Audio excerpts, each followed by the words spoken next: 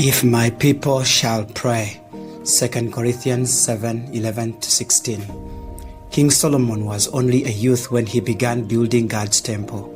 The entire project took him 7 years and he finished it in the 11th year of his reign.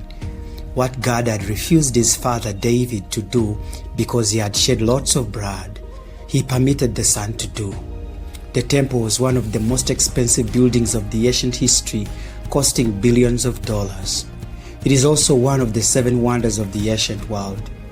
Built with stones of great value, gold, silver, and bronze, the temple was so beautiful. Its interior was overlaid with pure gold in tons upon tons. The temple was not just a structure of gold, it was a statement of devotion. It declared that God is worthy of our best, worthy of our first, and worthy of all. At its dedication, God's glory filled the temple so strongly that the priests could not stand. 1 Kings 8. When Solomon had done the great task, God appeared to him by night. I have heard your prayers and chosen this place for myself as a house of sacrifice. God has specific places he loves because of the honor they give to him there. So, in verse 14, God gives the fourfold path to restoration. Spiritual transformation has to begin with us, as God says, if my people who are called by my name shall humble themselves and pray and turn away from their wicked ways, then shall I hear from heaven above, forgive their sins and heal their land. Humble themselves. Humility is the first requirement in prayer for revival. Humility is surrendering self-sufficiency. It is saying, God, I cannot do this project without you. If my people shall humble themselves, that's why we approach God.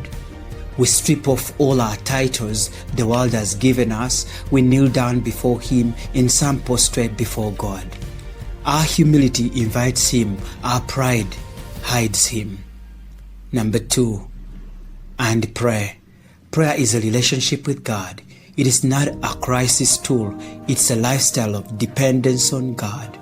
Prayer centers the soul, releases the grace, and aligns your life with God. Number 3, and seek my face. There is a difference between seeking God's hand and seeking God's face. Seeking God's hand, you seek what He gives. Seeking God's face, you seek what He is. God desires intimacy, not just requests. Some seek answers, others blessings, and some solutions. But those who seek His face long for His presence, His personality, and more. Number 4, and turn from their wicked ways.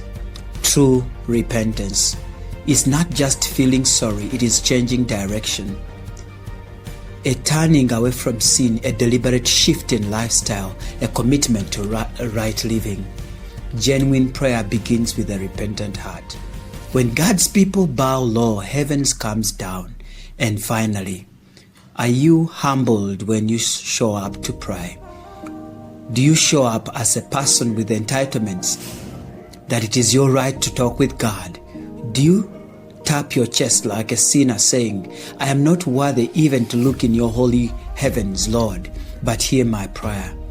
In the ancient times, people would tear their garments in prayer, a sign of total brokenness. In our time, we render our hearts towards God. Are you praying? Is your life bathed in prayer? The steering wheel of life is prayer. Minus prayer, you are not in control of the direction of your life and where it is heading. We cannot navigate the end time storms without the backbone of prayer. It is our lifetime. Prayer is like a train. Sometimes it goes through the darkest tunnel on a transit, but you must trust the driver. Are you seeking God's face? Amos 5 says, seek me and live. Life begins at seeking God's face. There are things in life that are not found on the surface. They are only found by seekers because they are not usually at the surface level. It takes a seeker to get what is at the bottom. Finally, turning away from the wicked ways. Is your heart clean to host the God of all heavens as your friend? Sin short circuits God's move in our lives, yet holiness invites Him to make our hearts His home. If my people shall pray, then I shall hear from heaven above. Thank you. Patrick, Living Word Community.